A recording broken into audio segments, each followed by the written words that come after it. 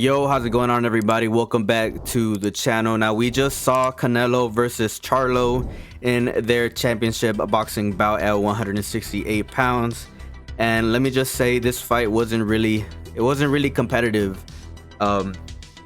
Yesterday I had made a point on the predictions video that the physical advantage that Canelo had was going to be a big factor in tonight's fight, and it pretty much was. That was pretty much the tell of the tape, but that's just the scratching the surface on everything that Canelo did to absolutely control the fight and make it completely one-sided.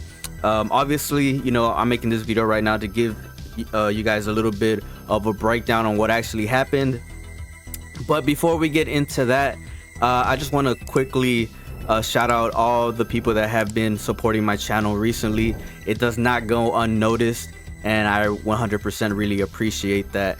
So yeah, without further ado, before we get into the main topic of the video, make sure you guys like, subscribe, and leave a comment on what you guys think about this fight and about the results. And do you guys agree with Charlo calling out Crawford with the way this fight kind of panned out for him?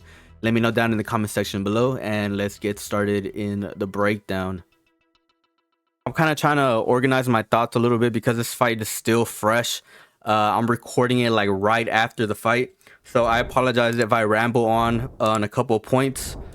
So something that we saw in round number one, right, the early rounds, is Canelo gave Charlo the center of the ring, and it was Canelo, right, that was moving around laterally. It was the complete opposite towards the end of the fight. But in round number one, he gives Charlo the center of the ring. Canelo is the one that's actually moving around, right, checking his timing. And at this point, I think what Canelo was doing is that he was running a systems checks on Charlo, right, checking to see what his strategy was going to be, or if he was going to expose any of his offensive schemes early, right, in the fight. So this is a very passive round for Canelo. Of course, we know that Canelo starts very slow and he kind of builds his way up into the fight like a crescendo, something that Canelo was doing right throughout round one and pretty much the rest of the fight, that I think was very it was a huge reason on why this fight was completely one-sided, is because he was doing this one thing that nobody is freaking talking about. And what is that, right?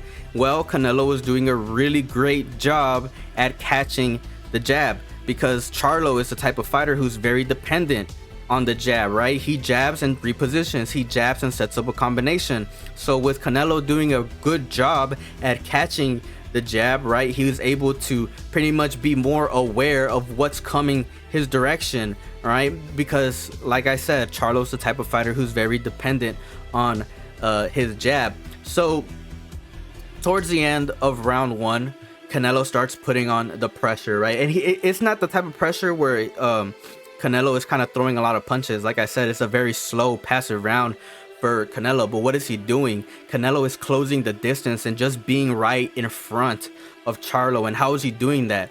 Well, he is gallop stepping, right? It's something that a lot of people aren't mentioning, right? Is that Canelo is gallop stepping. He's closing the distance very fast, very quick, and in a very subtle way, right? He gallop steps towards Charlo, and then now it's Charlo that's moving around laterally around the ring. And Canelo does something very, very interesting, right? From round one all the way to the rest of the rounds, right? It was another point on why this fight was completely one-sided, is that whenever Canelo was pressuring Charlo around the ring, Charlo was finding himself in the corners, right? And whenever Charlo was shifting directions, right, if he would move right, a hook was coming from that same direction. If he would move from one side of the corner to the other, in the direction of where he's moving to, Canelo was pretty much throwing a hook while Charlo was moving in that direction. So pretty much what I'm trying to say is Charlo was walking into punches, and Canelo, because he had the better ringmanship, because he was covering distance a lot and he was making Charlo very uncomfortable, pretty much Canelo was doing a great job at making Charlo walk into punches. And I know what you guys are thinking. I know what you guys are thinking, like, oh, Charlo's systems is the counter punching system, so he's moving around because he's trying to find, like, no. Okay, first of all, the reason why we know Charlo was uncomfortable, right, from round 1 all the way to round 12 is because he wasn't sitting down on his base. He was moving too much. He was not sitting down on his base to try to counter. He was not sitting down on his base to try to throw anything with any real power. He was completely, and I'm talking about like completely uncomfortable in that ring, and we saw that very evident from round 1 all the way to round 12. So those are like my opinions right on the first couple rounds. But let's go into kind of the middle side of the rounds. So, you know, in the kind of the middle rounds, it was Canelo, right, that was obviously taking the center of the ring. And at this point, man, Charlo was pretty much just reacting to everything. Canelo was throwing feints, right, and Charlo was just reacting and reacting and reacting. And at this point, look, I'm just make it as simply as possible. It was rinse, wash, and repeat from like round 5 all the way to round 12. It was rinse, wash, repeat for Canelo. Put the pressure on him, make him move, make him walk into punches, take away his jab, catch the jab. It was pretty much all the points that I said earlier. You know, it was pretty much rinse, wash, and repeat from the middle rounds all the way to the end. I think the biggest advantage right now that freaking Canelo had, it's obviously, you know, that he had the physical advantage, but even more than that, right? Canelo fought very, very smart. He had the better ringmanship. He was literally moving Charlo wherever Canelo wanted him, and he was just out positioning him each and every single time. So there's a couple points that I want to talk about, right, that could have made Charlo a bit more competitive in this fight. And yeah, let's go ahead and talk about the first point. So number 1, I feel like Charlo could have been doing a better job at controlling the space between him and Canelo. His coach was giving him good advice. His coach gave him good advice, and I understand what he was trying to say, and I understand what, you know, his coach was trying to get him to do. So his coach was telling him, put the jab out there, right? And that makes sense. It makes sense for his coach to tell Charlo to put the jab out there, but why? Well, because for the simple fact that we know that Canelo is a pressure fighter. He likes being right in front of Charlo. So by throwing the jab out there, that could have possibly made, you know, Canelo walk into a jab. And as we know, Charlo likes to reposition off a jab, and he likes to set up combinations off a jab. So it makes sense for why his coach was telling Charlo to do that. But and this is a big point. Now, something that I would have liked to see Charlo do instead of just flicking the jab out there and hoping that, you know, it lands, is I would have liked him to throw the jab out there and just leave it out there just for a split second and look to gain some sense of control over Canelo's base, whether that's touching his gloves or touching his head as Canelo's looking to come inside. Because as Charlo was coming back into position with his hands, that's whenever Canelo was coming inside and landing those crazy hooks to the head. But yeah, looking just getting some sense of control, right, over the fight, over Canelo's base. I feel like that's something Charlo could have been doing a better job at. And I heard his coach say, I heard his coach. I understand what his coach was trying to do and what his coach was trying to say. But yeah, those are just the little small things, the little small details about, you know, fighting that you're not gonna get anywhere else but here. So make sure you guys like and subscribe, and let's go ahead and talk about the second point. The second point that I want to make in this video that could have made Charlo a more competitive fighter is the fact that he could have been looking for better positions in the fight that could have landed him higher percentage shots. Easier said than done, right? Well, let's get down into the specifics of the point that I'm trying to make.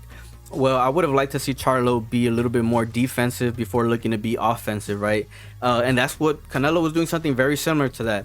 He was establishing his defense from round 1. How did he do that? Catching Charlo's jab and looking to work right after that.